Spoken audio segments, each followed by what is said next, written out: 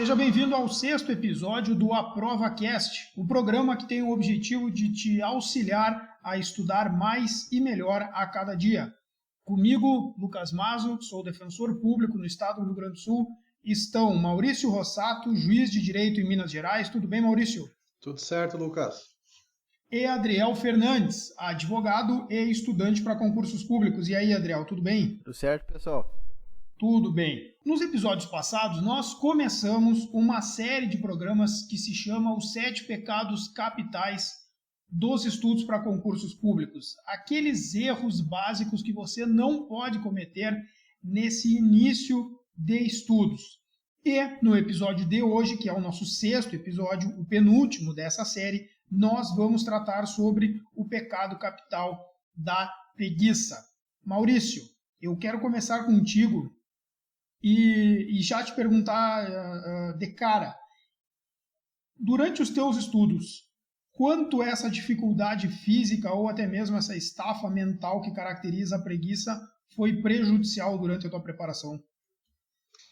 Hoje, quando eu estava pensando sobre esse episódio, tentei me lembrar assim, dessa questão da preguiça e as dificuldades que ela tenha me trazido no estudo para o concurso e fazendo uma comparação com os demais pecados, eu vejo que esse aí até não foi muito o meu problema, porque eu sempre fui regrado, e acho que depois a gente vai falar sobre essa questão que ter uma objetividade, um controle do tempo, ele auxilia a não ter preguiça, porque gera uma autocobrança.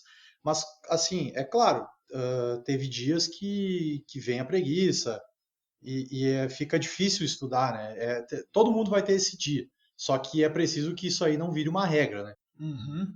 Adriel, hoje nós estávamos conversando sobre a organização do podcast, que horas nós iríamos gravar, e tu comentou que hoje foi um dia difícil de começar a estudar. Sim, principalmente porque hoje era dia de estudar direito civil, né? E daí que é uma matéria que tu não te identifica muito. Não me atrai muito. E daí eu acabei protelando 1 hora até começar os estudos, né? Sim. E isso é bem presente, é uma coisa que eu lido constantemente com essa questão do pecado da preguiça, porque né, não sei porquê, na verdade, mas eu tento lidar mais ou menos da forma como o Maurício citou ali. Pensar que eu tenho um horário a cumprir, pensar tipo, não, até tal hora eu quero ler tantas páginas. Daí eu tento me cobrar aquilo, sabe? Nem que eu dê uma pausinha, tipo, não, daí eu me levanto, estico as pernas, tomo uma água, volto. Aí agora até tal hora eu leio mais tantas páginas. Eu vou tentando lidar com isso de hora em hora. Eu tento pensar não na meta como um todo, sabe? Eu tento usar mais ou menos a técnica que eu usava quando eu corria, que eu pensava quando eu tava cansado. Só mais até aquela árvore, só mais até aquela esquina, só mais uma quadra, sabe? E daí eu particionava todo e pensava em partes. Perfeito. O estudo para concurso e o estudo para qualquer outra coisa, né? Desde o tempo da escola, é algo que está relacionado a uma atividade intelectual intensa, mas que toda vez que nós vamos recomeçá-la, parece que ela é muito custosa de se alcançar, né? Sim. O estudo de alto nível e de alta densidade, ele se resume a pouco tempo de todo aquele período inicial e de término de estudos. É como se nós estivéssemos mesmo, como nós já fizemos comparações com em outros pecados aqui, e abordamos essa analogia de uma atividade física, né? A gente sabe que o estudo é uma atividade extremamente intensa, mas é tão difícil chegar na intensidade desejada que muitas vezes o corpo e a mente eles preferem não começar a atividade, mesmo sabendo que é necessário, né? Bloqueios mentais, né? Eu acho que é uma armadilha bem perigosa de se cair, né?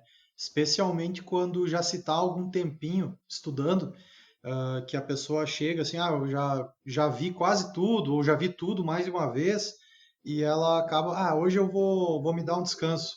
E como eu disse, o problema é esse descanso aí virar a regra, né?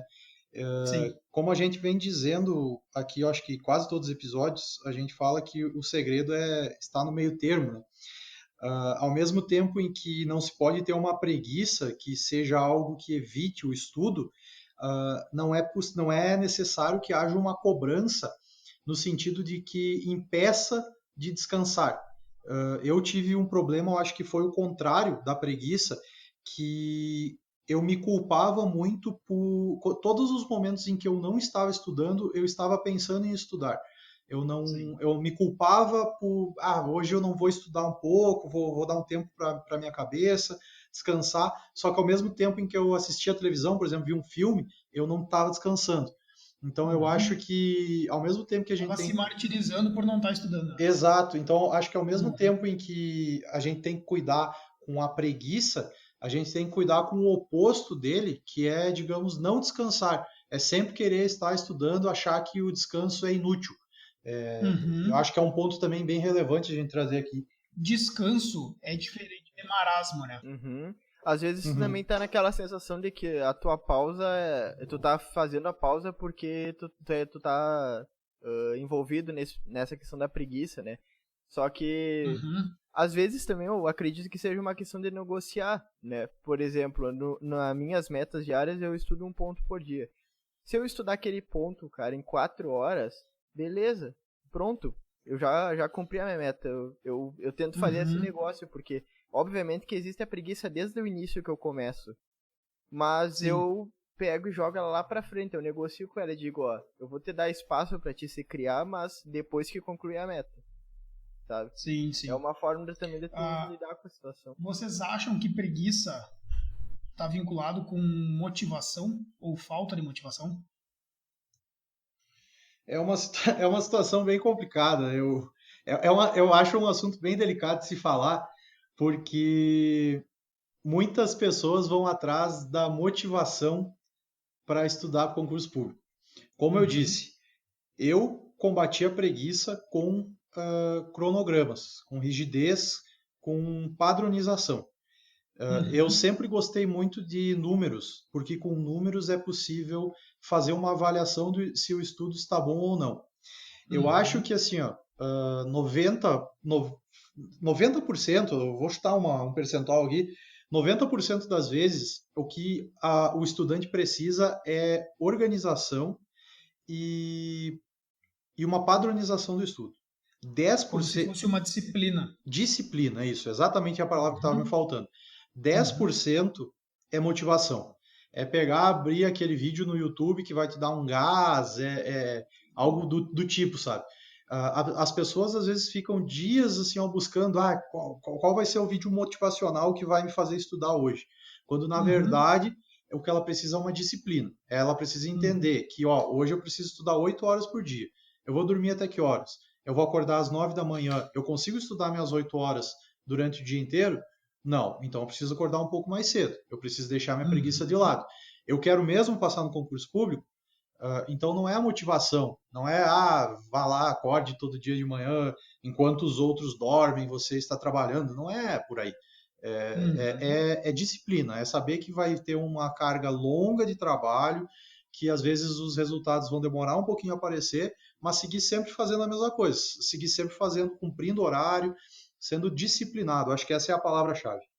A gente tem uma mentalidade de querer as coisas no curto prazo. E o estudo para concurso ele é um dos primeiros desafios, muitas vezes, que a pessoa tem na vida de tentar um objetivo de longo prazo. Então, percebe essa situação, Adriel? É algo que tu pode fazer todos os dias e que, mesmo assim, você continua correndo o risco de não ter a contraprestação, né? Porque a aprovação ela é uma incerteza. Sim. Essa questão é bem interessante mesmo, porque a motivação é quando tu parte de uma vontade consciente, né? Tu quer algo e algo te faz ter a vontade de se impulsionar em direção a esse objetivo. Tem um cara que é o Jean Guiton, que ele escreveu o livro O Trabalho Intelectual. É um autor francês. E ele fala o seguinte, num dos últimos capítulos dele. Toda vontade consciente, ela mexe com questões inconscientes. E sobre essas questões inconscientes, às vezes a gente não tem completo controle. Então, às vezes, tu tá lendo o material e tu não está entendendo, e tu vai forçando e tu não tá entendendo, e daí tu se irrita e joga o material pra longe, ou se martiriza, porque não tá entendendo. Só que às vezes tu não sabe se aquilo ali, se aquilo que tu tá lendo não tá mexendo com outras questões que tu ainda desconhece de ti mesmo, tu não sabe se a própria preguiça que tá surgindo não tem algo a ver com questões que tu ainda não conhece também. Então, o que ele diz é que a vontade consciente, a simples motivação, ela não vai ser suficiente. E aí entra a organização e a rotina, né? Como tu falou, às vezes a questão de tu ter benefícios a curto prazo, eles funcionam como reforço positivo. Aí tu vai, tu faz, aí tu ganha aquilo, recebe em troca, daí tu consegue fazer mais um pouco. Bom seria se eu tivesse uma barra virtual carregando, como se fosse um videogame, que cada dia de estudo eu tivesse ali 1%, 0,5%, e no final eu atingisse a aprovação. Mas eu não tenho. Mas tem hoje em dia, né? Tem o Forest, se eu não me engano, que tu coloca as metas, aí tu vai cumprindo as metas e tu vai ganhando XP ali. Eu tenho umas quantas pessoas que usam. Que é uma forma de se motivarem. Ele pode ser uma ótima ferramenta para motivação, exatamente. Mas ele não garante nada. Não, exatamente. Eu tenho um problema porque eu não consigo ser pragmático, né? Eu sempre vi tu, Lucas, e agora ouvindo o Maurício falar, vocês são bastante pragmáticos nesse sentido. E eu não sou tanto assim, né? Eu tenho realmente conseguido a minha disciplina, digamos, embora eu faça o cronograma, ela é de hora a hora. Eu tenho que negociar com ela hora a hora, porque a todo momento eu sou tentado por esse pecado, digamos assim. Esse sistema aí que foi mencionado, ele é utilizado em muitas áreas hoje, que é o da gamificação, né? Que é tornar os estudos um jogo, por exemplo. Aí, eu estudei 3 horas, eu subi de nível, eu ganhei experiência, XP, né, que chama. Isso aí é um método de estudo, ou um método de incentivo ao estudo que está crescendo muito.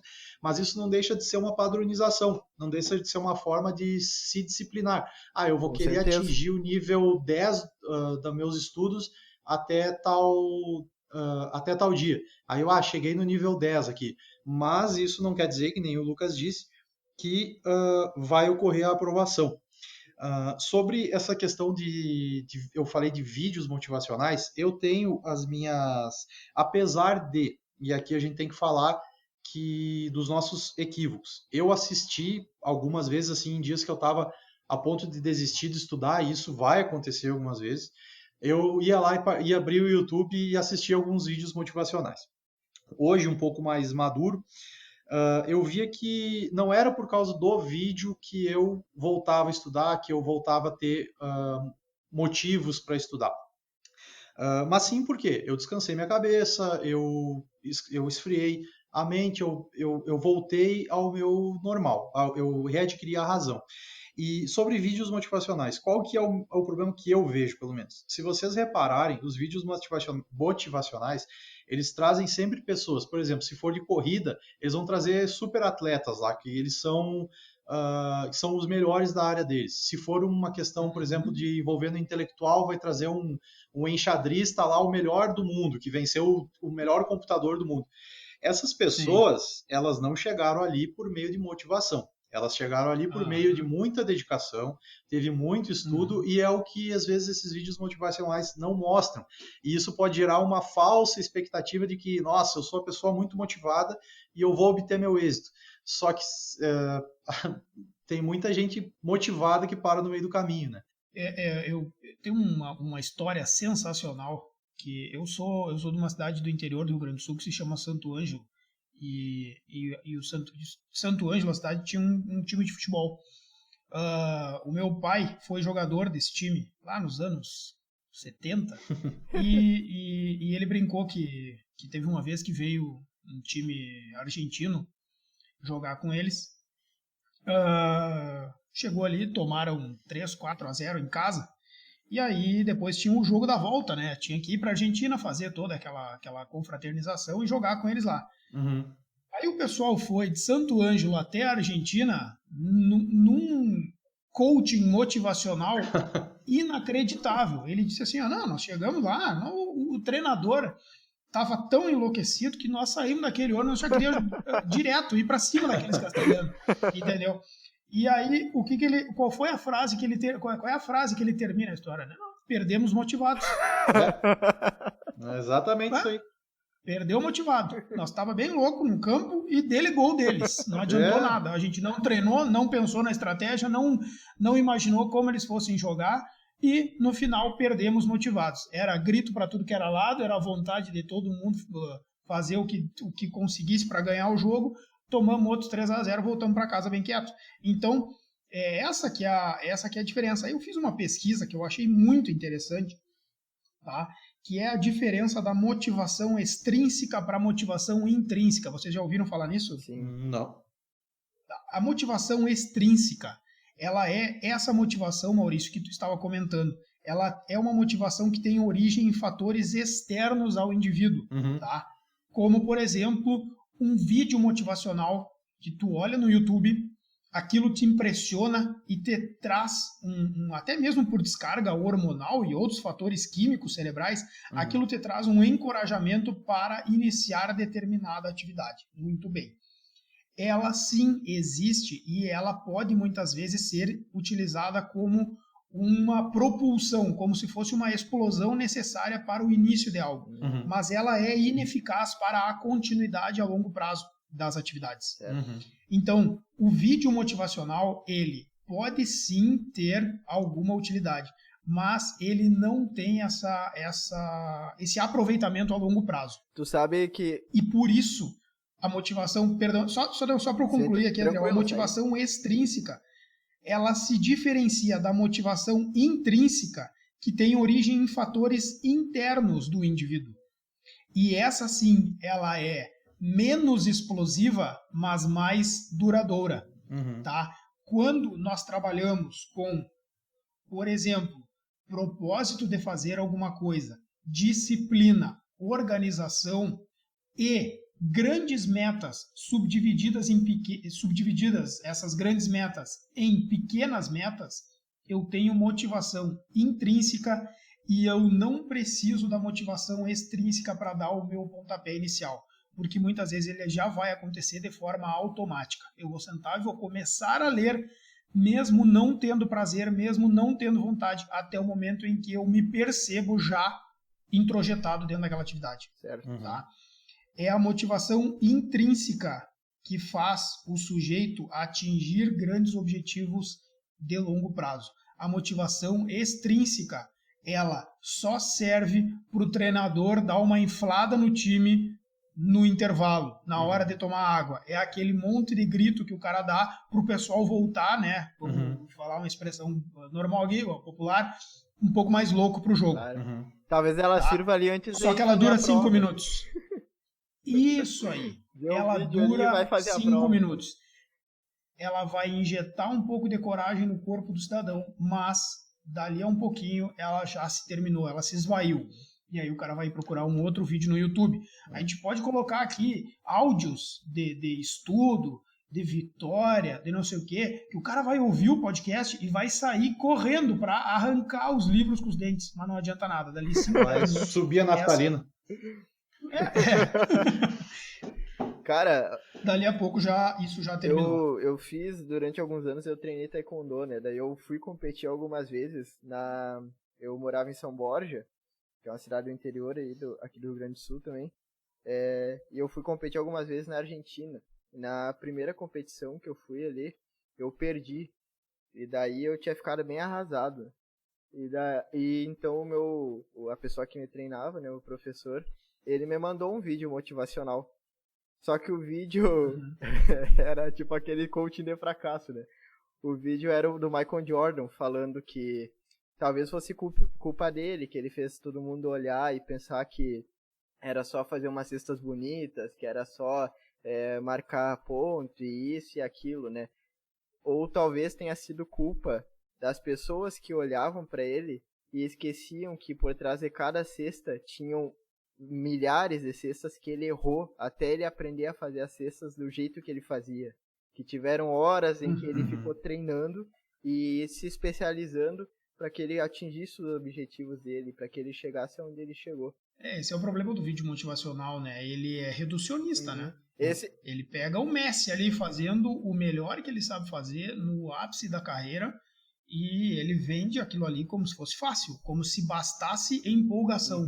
Certo. Só que aí vai pesquisar a história do Messi, ele começou desde criança, teve problema hormonal, teve que tomar hormônio de crescimento, né?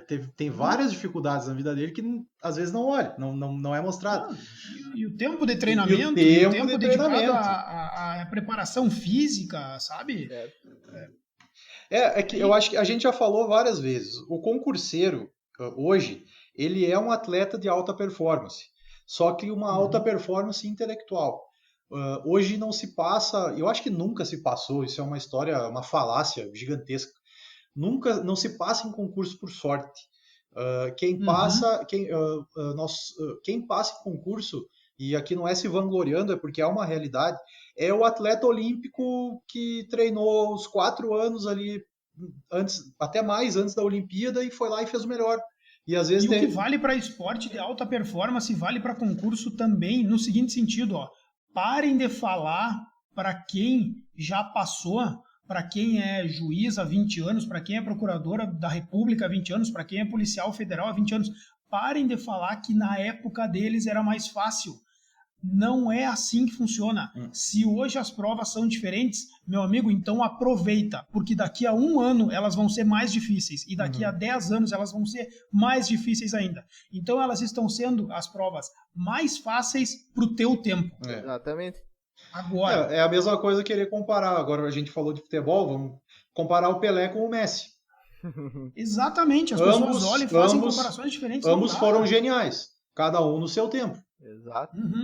Até porque no tempo deles também contavam com outras dificuldades que hoje a gente não tem, né? Uma vez, acho que nós conversamos, claro, né, Lucas, que o pessoal tinha, para saber jurisprudência, não tinha o computador, não tinha o buscador do dizer direito, né? Tinha que ir a outro. Não tinha nada disso aí, o cara tinha que ir lá na biblioteca do Tribunal de Justiça para ver quais eram as decisões do examinador da prova dele. E aí ficava perdendo um tempão lá, contando com a ajuda do bibliotecário. Isso, pessoas que me contaram que faziam isso. Eu já não precisei fazer. E hoje, veja só, eu passei no meu concurso em 2016, tá? Hoje eu escuto pessoas dizendo que o meu concurso foi mais tranquilo do que os concursos atuais. Eu digo, mas então eu devo ser mais velha do que eu imagino, né? E daqui a pouco vai acontecer contigo, Maurício. O cara vai chegar, não, é que tu passou no concurso para juiz do mês passado. Os desse mês tu tem que ver. Ninguém passa. Esse aí é impossível. Então, tem que parar com essa conversa também, porque isso dá lugar para preguiça, né? Dá lugar para reducionismo. E aí o cara já começa a encontrar um monte de desculpa. Eu acho que essa desculpa até se encaixa melhor naquela ideia que a gente falou já no episódio passado da inveja, né? De tu reduz a vitória do outro dessa forma, né? Não, conseguiu, porque era mais fácil. Mas aí vem a questão do que a gente estava comentando, a gente saiu um pouquinho, mas é do vídeo motivacional. Eu vou lá, assisto 5 vídeos motivacionais, eu tô bem, vou lá, faço a prova, não passo. Aí, não adianta nada eu estudar, eu só rodo, não vou estudar hoje. Vou ficar aqui 1 semana sem estudar, eu tenho que estudar menos, não está dando certo. Esse é o perigo também. Por isso que agora eu não conhecia essa diferenciação dos tipos de motivação, e realmente essa motivação intrínseca é trazer essa motivação interna, que vem em forma de organização, de padronização, de disciplina, de entender que o objetivo ele é distante e ele não é imediatista. Isso sim, para mim, que é a verdadeira motivação. Eu nem sabia a diferença disso aí, mas realmente, é isso aí. É com esse tipo de pensamento que o concurseiro vai longe. Quando eu li, eu tive essa mesma sensação que tu. Quando eu li, eu disse, deram um nome para algo que a gente já sabia que existia, que a gente sente, mas que não sabia que existia essa dualidade entre extrínseca e intrínseca, né? Além dessa questão da disciplina, eu tinha comigo muito forte também uma outra questão. Eu me perguntava, quando eu estava estudando assim, qual é a minha principal atividade do dia? Estudar. Então, isso significa que eu sou um estudante profissional. E vejam, eu posso ser também outra coisa. Eu posso advogar, eu posso trabalhar com outras coisas, mas como eu quero mudar de vida e passar no concurso que eu almejo, a minha principal atividade do dia é essa. Se a minha principal atividade do dia é essa, isso é uma obrigação. Eu tenho que fazer isso. Ponto final.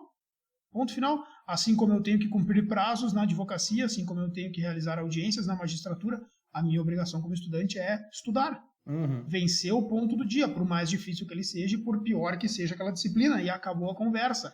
É um mapa mental um pouco militarizado, mas para vencer essa preguiça, às vezes, ele é necessário.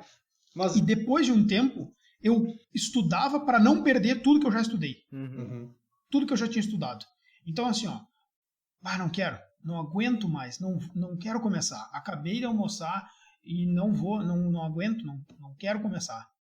Mas eu vou, porque eu não posso perder tudo que eu já estudei nos últimos meses. Certo.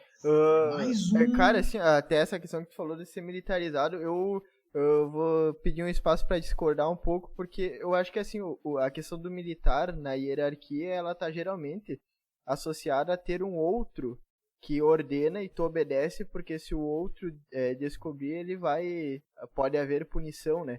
E isso que tu tá falando me parece mais uma autocobrança, né? Vem de ti mesmo isso.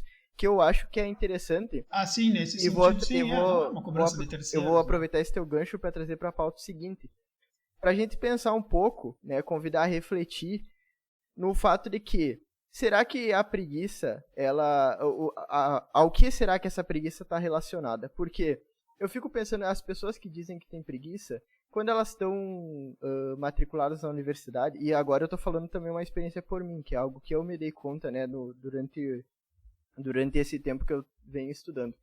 Quando eu estava na universidade, eu tinha uma obrigação de estar na universidade todos os dias, naquela hora, até aquela hora, né? Todos os dias das 7 às 10. E todos os dias eu estava lá. Com preguiça ou não. Sim. Eu tinha que estar lá e eu estava lá. Agora, por que eu não consigo fazer isso estudando? Será que eu preciso... Por que eu preciso que eu tenha alguém me dizendo o que fazer? Por que eu não consigo tomar as rédeas da minha vida e decidir por mim mesmo que eu preciso fazer isso aqui?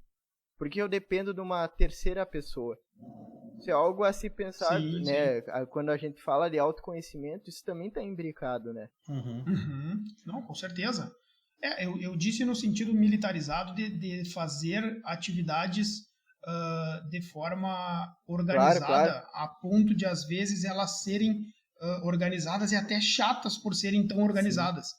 Mas, na minha personalidade, o que eu percebia que se elas não estavam organizadas, eu acabava fugindo daquela obrigação. Afinal de contas, não tinha uma organização, Sim. né? Então eu não precisava. Se não está aqui que eu tenho que estudar até o ponto tal, eu estudei até a metade. Então, já que não estava mesmo, beleza, tá bom por hoje. Certo. Essa questão que o Adriel levantou aí, ela é bem interessante, porque eu acho que o que acontece? Como a gente já falou várias vezes, o concurso, na maioria das vezes, é uma batalha solitária. Não se tem alguém fazendo uma cobrança, que às vezes pode até ser importante, que às vezes até por exemplo, uma namorada, uma noiva, um familiar, alguma coisa assim, vamos lá, vamos estudar, vamos passar. Mas na maioria das vezes é o próprio concurseiro que vai ditar o ritmo, né? É ele que vai dizer quem vai estudar, quando vai estudar, quando não vai estudar. Eu pensei num outro exemplo, Adriel, que era do trabalho. Se eu faltar ao meu trabalho, pode ser que no primeiro dia eu receba só uma advertência, no segundo dia mais uma chamada de atenção, só que se eu repetir isso diariamente ou com muita intensidade, eu vou ser demitido. Eu acho que dá para fazer uma relação, por exemplo, que se eu ficar muito tempo sem estudar, a minha demissão vai ser eu nunca passar no concurso público. Só que ninguém vai me demitir, vai ser o tempo, vai ser a vida que vai mostrar, olha, a tua aprovação não aconteceu por causa da tua preguiça de estudar diariamente, porque ou ficou inventando alguma desculpa ou alguma coisa do tipo. Certo. E é por isso que às vezes essa questão da preguiça ela é muito difícil de vencer. E aqui eu vou levantar uma questão, porque eu conversava com o Lucas enquanto ele estava estudando para o concurso, ele foi aprovado, e depois eu intensifiquei meus estudos, porque inicialmente eu era assessor de juiz, aí eu saí para estudar. E eu me lembro que a gente participava do mesmo grupo do WhatsApp e o Lucas acordava às 5h30 da manhã. E eu tentei replicar isso, porque eu achava bom, porque aproveitava o dia inteiro. Mas eu não consegui, algum tempo eu consegui, e depois eu retornei, mas eu vi que não era o meu padrão acordar às 5h30 da manhã. E no início, o que aconteceu? Eu pensava assim, não, eu não quero o suficiente passar no concurso. Eu sou preguiçoso, porque o Lucas consegue acordar às 5 da manhã e eu não consigo. E isso é uma imagem, às vezes, falsa, que as pessoas têm de relatos na internet, que vai dizer, olha ali, o fulano acorda todo dia às 5 da manhã, eu também tenho que acordar. Tem até o Mas livro aquele, O meu, Milagre ele quer da Manhã. replicar. o meu ritmo não é o mesmo do Lucas. E o ritmo, todas as pessoas têm um ritmo diferenciado. E às vezes tem que fugir dessa questão de que acha que é preguiçoso, mas na verdade não é. Só o teu ritmo é diferente daquela pessoa com quem tu está tentando se comparar. Perfeito. A única coisa que não pode acontecer é tu achar que o teu ritmo é dormir até o meio-dia, olhar 2 horas de aula durante a tarde e de noite fazer atividade física e olhar série. Exato. Por isso que é importante a disciplina, né? Exatamente. E aí dizer que esse é o teu ritmo, né? Não posso fazer nada, eu sou um cara só estudo 1 hora por dia. E eu trouxe essa questão porque isso tá muito atrelado porque que tem tanto coaching e mentorias, né, em alta, que eu pelo menos acho muito interessante que a pessoa encontre, né, se ela não consegue descobrir por que ela precisa de um terceiro, né, para dizer para ela o que ela tem que fazer, ou para ela pelo menos conseguir respeitar uma disciplina, isso é um caminho bem interessante. Né? Porque daí tem alguém que conhece as matérias, que conhece o teu concurso e que vai particionar o teu estudo e vai dizer, tu precisa cumprir essas metas diárias, e tu vai lá e cumpre. Querendo ou não, tu tá fazendo a tua parte também. Vocês querem saber qual era um outro fator que, olhando para trás, eu percebo que era algo que me tirava da preguiça? Eu tinha uma mentalidade num determinado momento assim, se eu fizer aquilo que normalmente as pessoas que fazem para passar e conseguem passar fizeram, se eu fizer isso, muito provavelmente eu vou estar mais perto da aprovação. E se eu tiver um pouquinho mais de sacrifício e fazer alguns pequenos excessos dentro dessa minha proposta, eu vou estar ainda mais perto. Vocês entenderam? Então, assim, essa questão do acordar às 5 horas, eu me lembro que eu sempre fui um cara que trabalhei muito bem de manhã. E eu comecei a acordar muito cedo para estudar, e isso me fazia ir dormir muito cedo. Então, enquanto colegas estudavam até às 3 da manhã, eu dormia às 11 da noite, tá? Mas eu acordava às 5 da manhã. E aí, o que eu fazia? Quando eu chegava na aula às 8 horas da manhã, o pessoal ainda estava dormindo, olhando para os lados, e eu já tinha estudado 2 horas. Sim. Depois eu pegava, ia para aula, e lá eu tinha uma aula expositiva de algum professor. Mas eu já tinha embalado, né? Já tinha iniciado o dia. E aí, claro, no longo prazo, vejam quanto essas 2 horas, 1h30 antes, todos os dias antes de cada aula, quanto isso me rendeu a mais em estudo numa comparação com outras pessoas que estavam se preparando para o mesmo concurso que eu. Muito tempo, né? E mais, muito tempo de um período de extremo rendimento, porque era um período, para mim, silencioso, com toda a energia, e ainda que eu tinha esse impulso de saber que estava fazendo algo a mais do que os demais. Então não é assim, eu não estou vendendo o discurso do trabalho enquanto os outros dormem, né? Aquela história. Não tem nada a ver com isso. Até porque enquanto, no meu caso, outros estavam dormindo, enquanto outros estavam trabalhando até as 3 da manhã, eu estava dormindo. Não tem nada a ver. Mas tu fazer um pouquinho mais do que aquilo que tu te propôs. É tipo o teu terceiro turno. Eu acho que a grande dica aqui, que a gente tem que sempre tenta objetivar, né, a gente aponta o pecado e tenta também trazer a dica, né? Que eu acho que a gente entrou num consenso comum, é ter disciplina. É ver até que ponto eu estou estudando pouco, eu estou sendo preguiçoso, eu poderia dar aquele gás a mais, que nem tu mencionou agora, porque a gente tem que, e é importante às vezes, vai para a lista dos aprovados e compara com a lista dos inscritos, vê quantas pessoas passaram para ver que é difícil. Vão passar, o percentual de aprovação é baixo, salvo engano, no meu concurso foi, agora não quero mentir, eu não sei se foi 1% ou 3%, acho que foi 1%, é bem baixo, e isso é para qualquer concurso. Então, a questão é ter disciplina, ter uma padronização de estudo, ter um acompanhamento objetivo de tempo e rendimento desse tempo, se ele está sendo válido, e essa última dica aí que eu acho preciosa do Lucas, que é ir além do que os outros estão fazendo. Tentar dar aquela corridinha a mais no final do exercício, fazer aquela última série, a gente sempre está tentando trazer essa comparação, a fim de obter melhores resultados. Acho que pouquinho a mais, seria mais ou menos por aí. Eu tenho alguns gatilhos, né? Com essa questão de motivação, eu tenho alguns gatilhos diários. Tipo, o Lucas falou aí da questão de manhã. Eu não consigo, eu não tô conseguindo. Tentei, né? Tenho tentado, inclusive, mas tô por abandonar, inclusive. Tenho tentado acordar de manhã. Só que eu tenho um problema. Aí eu fiz um teste. Eu levantei um dia às 5 da manhã pra eu ver se pelo menos eu tinha sono mais cedo. Porque eu dormi pouco. Eu não consigo ter sono antes da meia-noite. Não consigo. Simplesmente eu deito e meu corpo não dorme. Já tentei deitar e ficar de olho fechado. Não durmo. Cada um exatamente. Jeito, né? Eu tô tendo que adequar. Tentando achar o momentos de maior rendimento e tal. Mesmo assim, de manhã... E dá pra fazer, né, Adriel? Dá pra fazer. Isso é importante tu saber.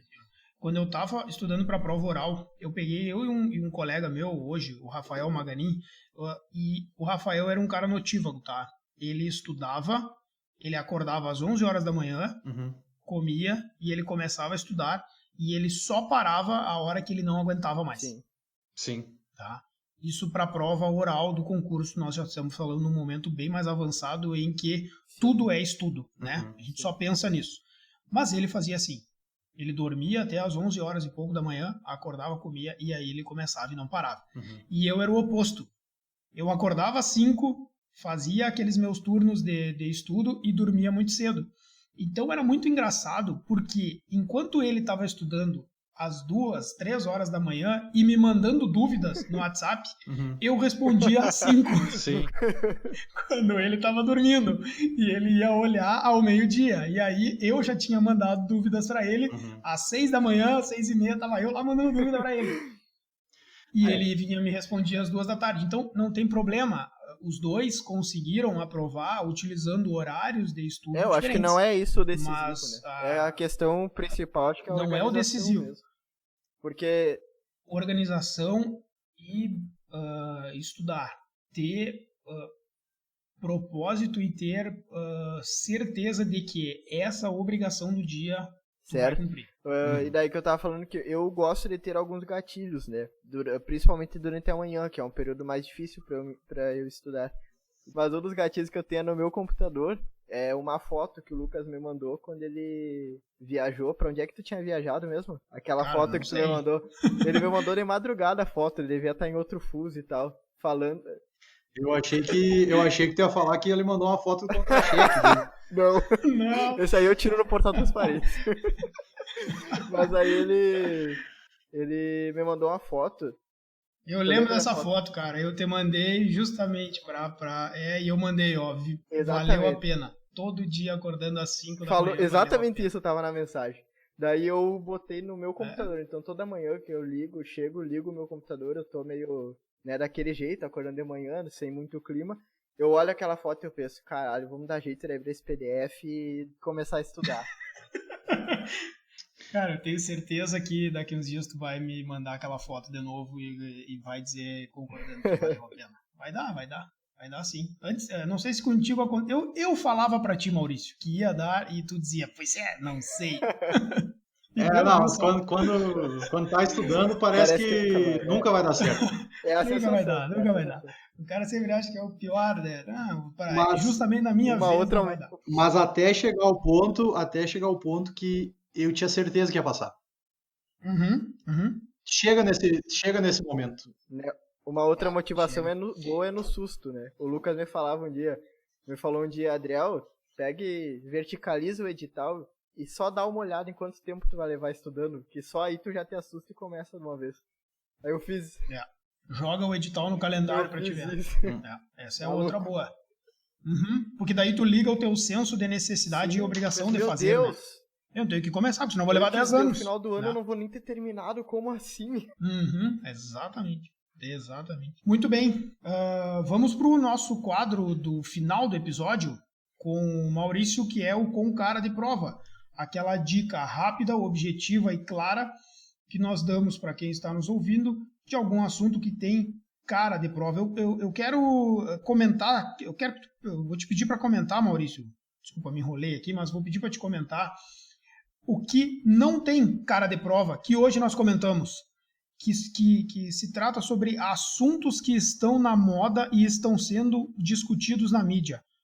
Quantas vezes tu viu isso cair em prova? Que não tem cara de prova? Não tem cara de prova. Na data que estamos gravando hoje, por exemplo, a manifestação do ex-ministro, agora Sérgio Moro.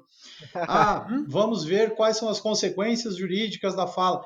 Senhores e senhoras e senhorios e senhoritas, não vai cair. Isso não vai cair. Não vai cair. Na época do mensalão, eu pergunto para vocês quantas perguntas caíram sobre o mensalão em concursos públicos. Nenhuma. Se vocês fizerem questões anteriores, vocês vão ver. Não vai cair. Temas da moda dificilmente caem. Impeachment, caiu alguma vez? Não caiu. O que os caras estavam cobrando? Artigo 5º, parágrafo 3º da Constituição. Não tem nada a ver com impeachment. Não. E o pessoal se escabelando, estudando o regimento interno da Câmara dos Deputados para ver se a votação do não sei o que estava certo. Não vai cair, relaxa. Assim, se quiser, o que vocês podem fazer? Tenham um conhecimento geral sobre o que está acontecendo. Mas não vai cair uma questão específica sobre aquele tema, algo que vocês não saibam. Não gastem 1 dia, 2 dias estudando sobre temas da moda, temas que estão no Jornal Nacional, vamos dizer assim. Perfeito. Não vai cair. O que vai cair, que agora eu vou falar para vocês, é esse julgado que tem que ter muita atenção. A competência para julgar estelionato que ocorre mediante depósito ou transferência bancária é do local da agência beneficiária do depósito ou transferência bancária, ou seja, local onde se situa a agência que recebeu a vantagem indevida. E aí o que nós temos que ter cuidado? O estelionato que ocorre por meio de saque ou compensação de cheque clonado, adulterado ou falsificado, a competência é do local onde a vítima possui a conta bancária. Esse julgado é a questão do estelionato que ocorre quando a vítima, induzida em erro, se dispõe a fazer um depósito ou transferência bancária. Aí vai ser no local onde foi realizado o saque. Tem que tomar muito cuidado com essa diferença. Vou só dar uma dica final aqui. Sabe quantas questões num livro de 10 mil questões, 15 mil questões, tem sobre a teoria dos frutos da árvore envenenada? Meia dúzia. Sabe quantas páginas de questões tem sobre competência em processo penal? Pelo menos umas 20 ou 30. E sempre com as mesmas questões. É sempre a mesma súmula, é sempre a mesma dica, é sempre o mesmo gatilho para pegar o desavisado, é uma troca de palavras que é sempre a mesma. Olhem o sumário, olhem o índice de livros de questões e aprendam o que cai em 90% dos concursos. Se cair aqueles 10% que estão fora, aí não tem problema errar, desde que tu acerte os outros 90% que tu já estudou. Passa em primeiro. Tá tudo certo, passa em primeiro. Certo, pessoal? Certo. Ótimo, então tá. Nós agradecemos a atenção de todos que estiveram conosco em mais este episódio do Aprova Cast. No próximo episódio nós vamos finalizar esta sequência, esta série de episódios que trata sobre os pecados capitais daquele que está começando o seu estudo para concurso público. Pô, mas eu já estudo há 1 ano e estou tendo problemas. Não se preocupe, ainda é tempo de fazer correções, de ajustar o direcionamento. Isso vai acontecer até o momento da aprovação. Mas O momento de fazer esses ajustes é agora. Se você se identificou com qualquer desses problemas que nós elencamos nos 6 primeiros episódios e que continuaremos elencando no próximo, não se preocupe, faça os ajustes necessários e continue conosco. Valeu, pessoal. Até mais. Grande abraço.